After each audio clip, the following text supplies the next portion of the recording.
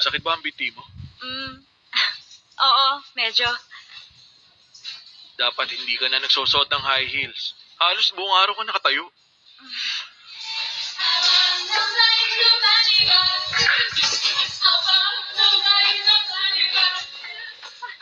Don Genivo, bakit ang tamlay mo naman? Welcome party mo kaya to. Heto, uminom ka. Salamat po, pero hindi ako umiinom. Late na po. Umuwi na po siguro tayo. Ano ba pinagsasabi mo dyan? Nagsisimula pa nga lang tayo. Kumunta ka kaya? Hindi po ako. Don Genivo! Don Genivo! Don Genivo! Don Genivo! Don Genivo! Ano ba naman yan? Ang ingay-ingay nyo ah!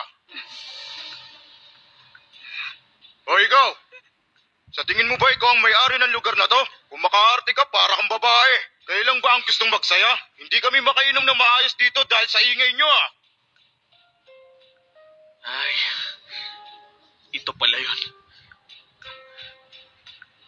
Hoy, Genivo, wag. Genivo, dito ka lang. Sandali lang po.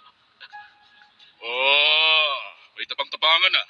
Akala ko puro babae lang ang nandito. May lalaki rin pala. Bakit? Nahihiya ka? Panoy tago mo lang sa likod ng mga babaeng yan ah. Ang kulit eh. Alam mo pare, dapat ka lang magsaya. Napapalibutan ka ng maraming babae. Ang swerte mo. Huh? Ha? Ha? Sir, huwag sana tayo maging bastos. Pasensya na, pero ayoko kasi ng mga karahasan. Ang karahasan ay para lang sa mga hindi sopistikado. Hindi sopistikado? Tama. Pwede naman nating... Eto! Wala pala to eh. Sandali lang! Genivo! Genivo, gising! Genivo!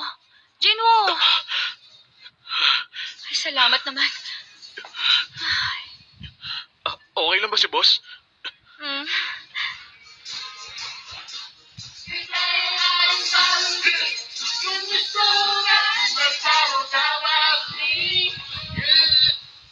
Diba, sabi ko sa'yo maligalig at mababait lahat ng nasa shop. Kung ganun, ano kaya yung nakita ko kanina? Kumusta ang ulo mo? Nauntog mo yata ang ulo mo ng malakas nung natumba ka kanina. Ano, masakit pa ba? Dalhin pa ba kita sa ospital? Wag na. Okay lang ako. Hoy, Genivo!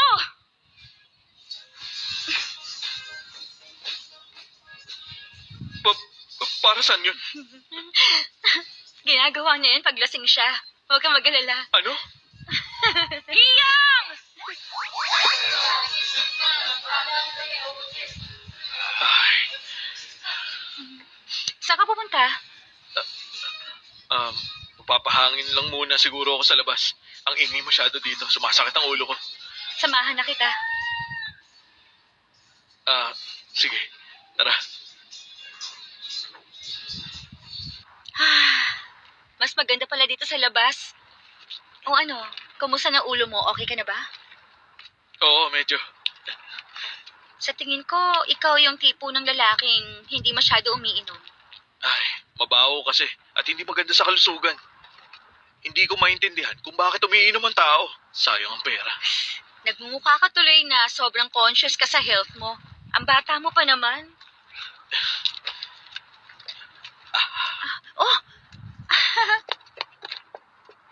Hala, may duyan! Genivo, halika! Wow! Ang sarap sa pakiramdam! Ikaw, Genivo, marunong ka ba magduyan? Siyempre naman. Gusto mo bang magduyan? Kaya ko magduyan kahit nakatayo.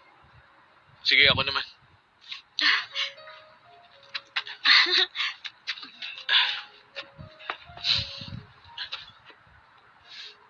Dapat dalawang tao magkasama sa ganitong pagduyan. Teka. Sasamahan ba kita? Mag-iingat ka.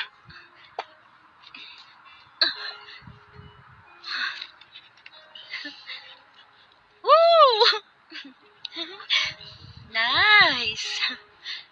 1, 2, 3.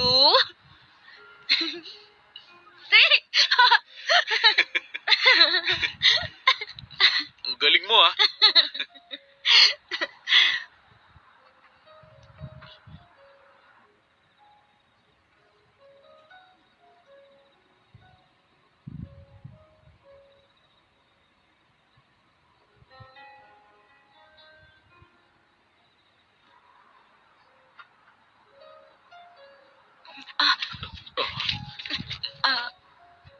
Nakapagpahangin naman na siguro tayo, no? Bumalik na tayo. Baka hinahanap na nila tayo doon. Bilisan mo, ha?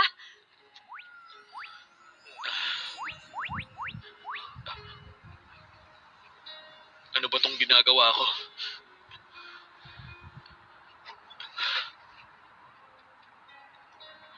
Ay, pagkakataon ko na sana yun.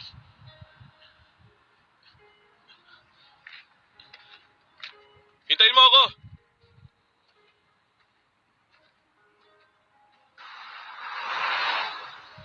Ito na po. Ma'am, heto na pong lahat. Dahan-dahan lang. Salamat. Salamat po. Balik po kayo, ma'am. Paalam.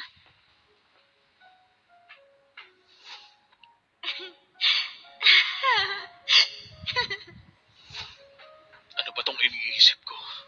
Tumigil ka nga, Dojinwo. Ay.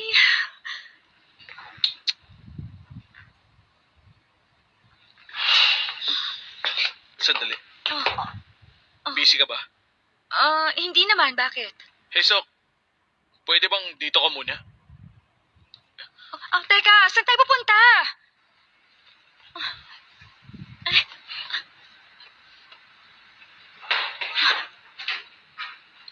Bakit tayo nandito?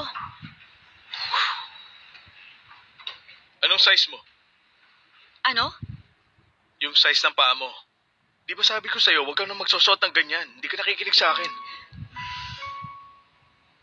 Ito, maganda to. Umupo ka.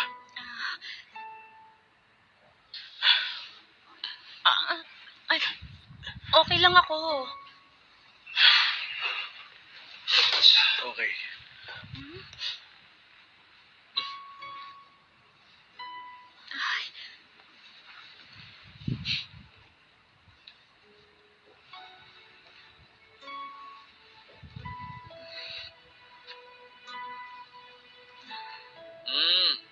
Pwede na. Magkano ito? Bakit ka magbabayad para dito? Ako na magbabayad. Ay. Isang paggalang ng babae ang pagtanggap ng regalo mula sa isang lalaki. Sisiguraduhin ko makakabawi ka sa akin, kaya huwag kang mag-alala.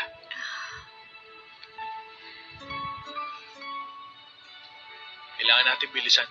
Baka hinahanap na nila tayo. Oo nga, no? Yun sa'yo? Bakit ka nandito sa oras na to? Nandito lang ako sa area for business. At naisip ko baka pwede tayong magkape. Nasa lunch break ka pa, di ba? Oo. Tara, kape tayo. Salamat. Hoy, cutie. Umamin ka nga sa akin. May gusto ka kay Hiyong, no? Hindi naman. Mabuti naman. Kasi may jowa na si Hiyong. Kaya ikaw rin. Kawawa ka lang pag nagkataon.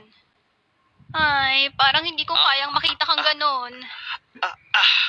Sinabi ko nang wala eh. Alam ko yung nararamdaman mo. Andito ako sa punto ng buhay ko na walang espesyal na tao sa akin. Ang lungkot ng buhay ko, di ba?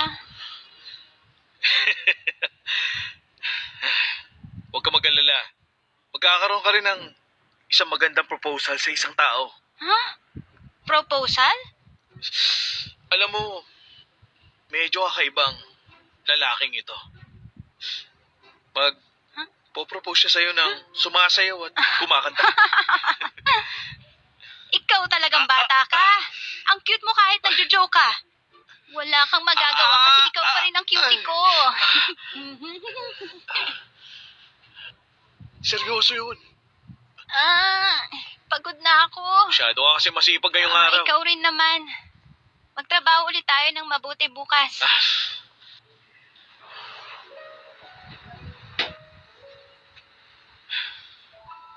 Bukas na lang ulit. Bukas na lang ulit.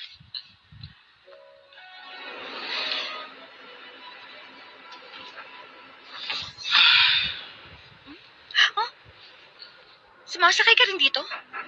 Minsan lang. Talaga? Bakit hindi naman kita nakikita dati? Teka nga, hindi ka ba sasama sa kanya? Yung boyfriend mo? Nakita ko naman na siya kanina eh. Tsaka may gagawin siya ngayong gabi. Oo nga pala. Kumusta yung ulo mo? Parang nagkaroon ka ng bukol na malaki. Tanda ko pa naman ang pangalan, address at birthday ko. Nagana pa naman ang mga daliri ko sa kamay at paa.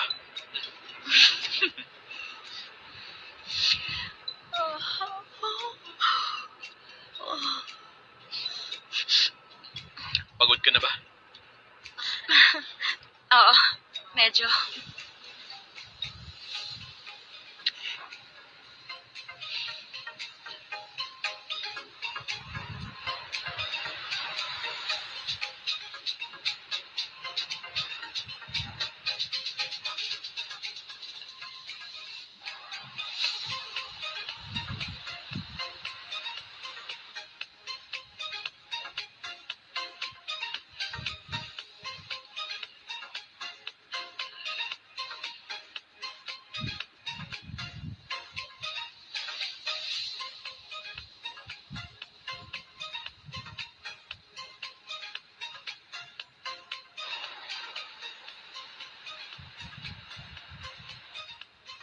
Okay. Dojin mo. Para lang naman to makita ang future niya. Tama.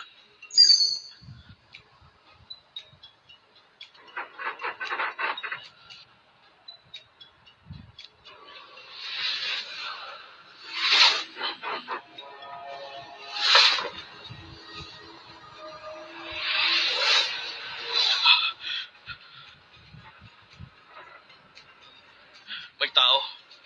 Sa lugar ng aksidente. Ano? Anong ibig mo sabihin? Tingin mo may gustong manakit sa anghel ko? Kaso, hindi ko alam kung intensyon niya ba talaga o aksidente lang. Pero sigurado ako may tao sa lugar ng aksidente na yun. Uy, bakit mo siya iniwan? Ano? Dapat sinundan mo siya sa bahay niya. Paano kung yung hagdang nakita mo ay yung nasa tapat pala ng bahay ng anghel ko? Ay, kahit na. Paano ko naman siya susundan sa bahay niya? Baka isipin niya weirdo ako. Ano naman kung isipin niyang weirdo ka? Baka mamatay pa ang anghel ko. Ay. Basta, hindi pa to yung oras. Parang madilim nun. Pero sobrang dilim tulad ngayon. Baka mga alas 5, alas 6 ng gabi. Hoy! Para sa naman yun?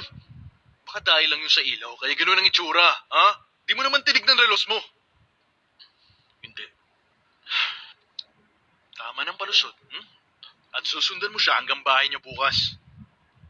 Di mo man magawa ng 24 oras, basta lagi mo siyang babantayan, lalo na pag nasa labas siya. Naintindihan mo? Uy! Bakit mo itatago?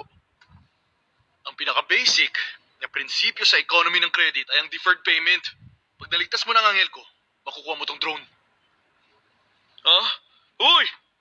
Hindi tama yan! Yung doon! Napakakuripot talaga. Grabe ka. Ay.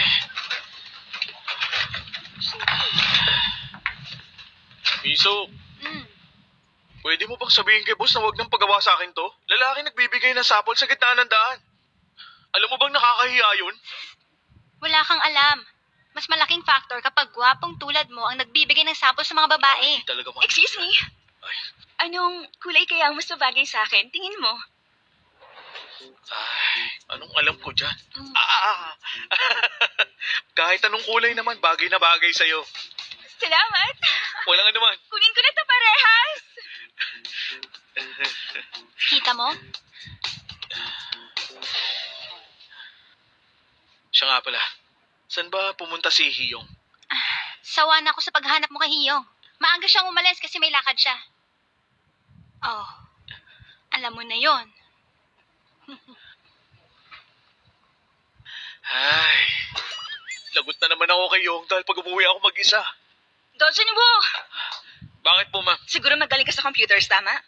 Ayaw mag-start kasi ng computer ko eh. Tara, Sige po.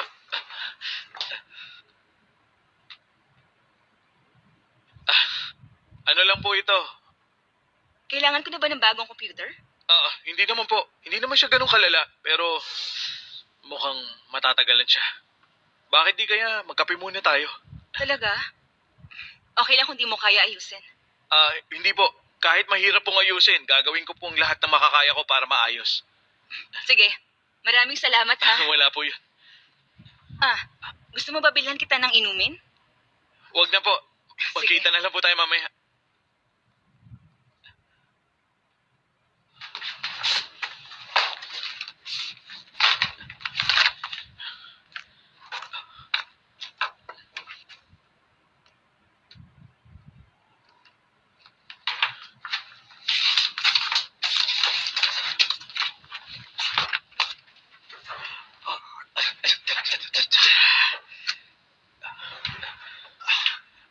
Ma'am, tapos na po. Talaga? Ang bilis mo naman.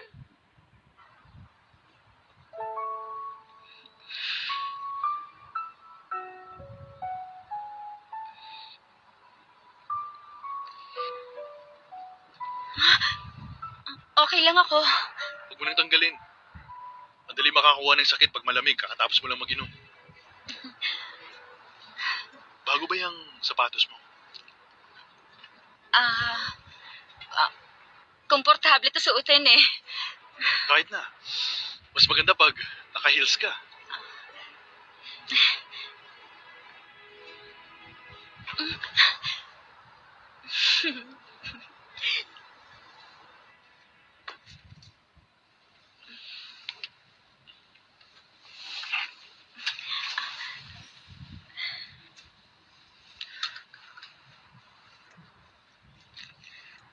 ka lang? Halos mag-isa mong naubos yung wine kanina. Paano? Hindi ka naman kasi umiinom. Sayang lang. Yun sa'yo? Ano nangyari sa plano mong mag-ibang bansa ka para sa negosyo? 90% pa rin posibleng mangyari. Magandang opportunity talaga to. Pag maganda nangyari, baka makapasok rin kami sa Chinese market. Mukhang matatagalan pa pala. May gusto sana akong tanungin. May gusto ka bang sabihin sa akin? Well,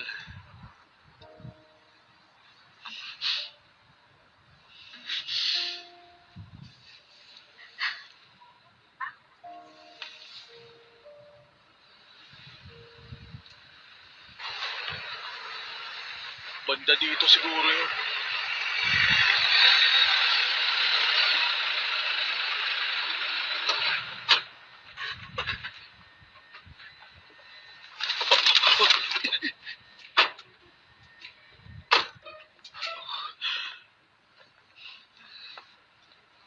Salamat. sige na. Nag-enjoy ako ngayon. Una na ako. Hiyong!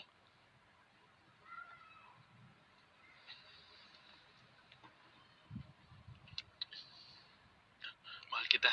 Ingat ka sa pagmamaneho.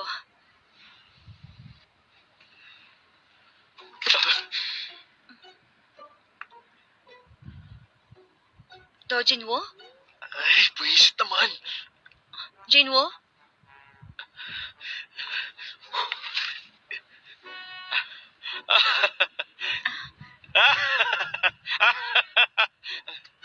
Ikaw pala yan.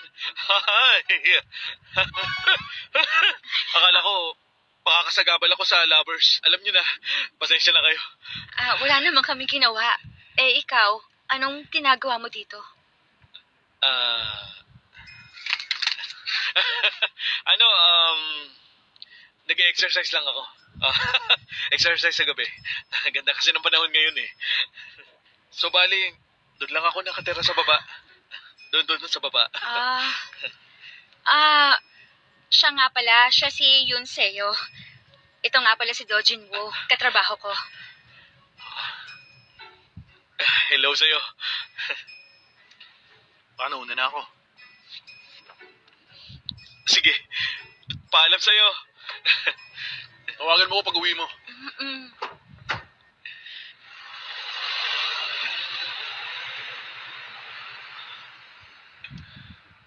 Ang ganda ng kotse niya.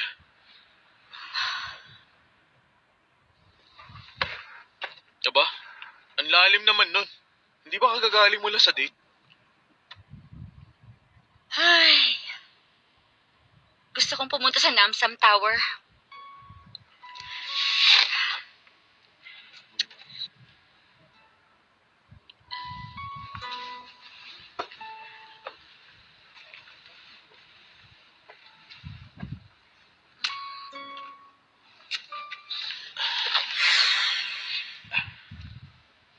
Uminom ba kayong dalawa?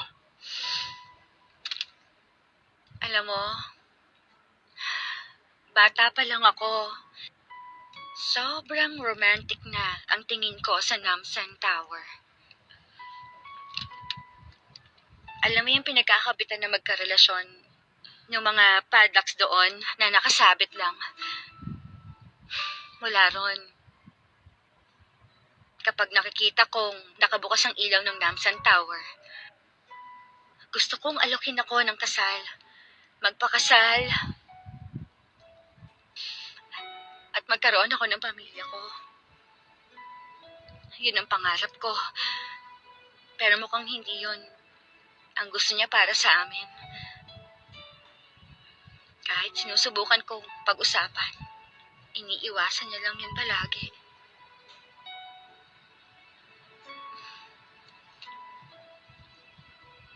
Para sa mga lalaki, ang babaeng gustong-gustong magpakasal, hindi magandang tignan, ano? Hindi naman sa ganun. Alam mo, kung mahal ka talaga niya, sigurado akong may rason siya. Kaya, huwag mong masyadong i-down ang sarili mo. Lagi mong tatandaan. Karapat dapat kang mahalin.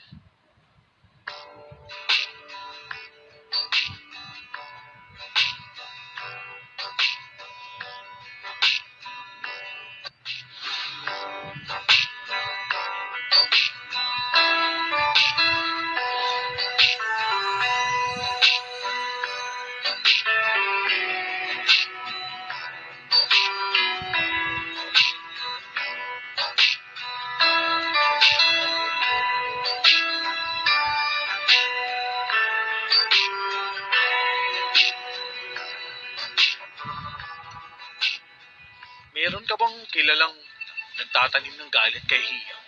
Hindi ba matagal na kayo magkakilala? Hindi. Wala yun.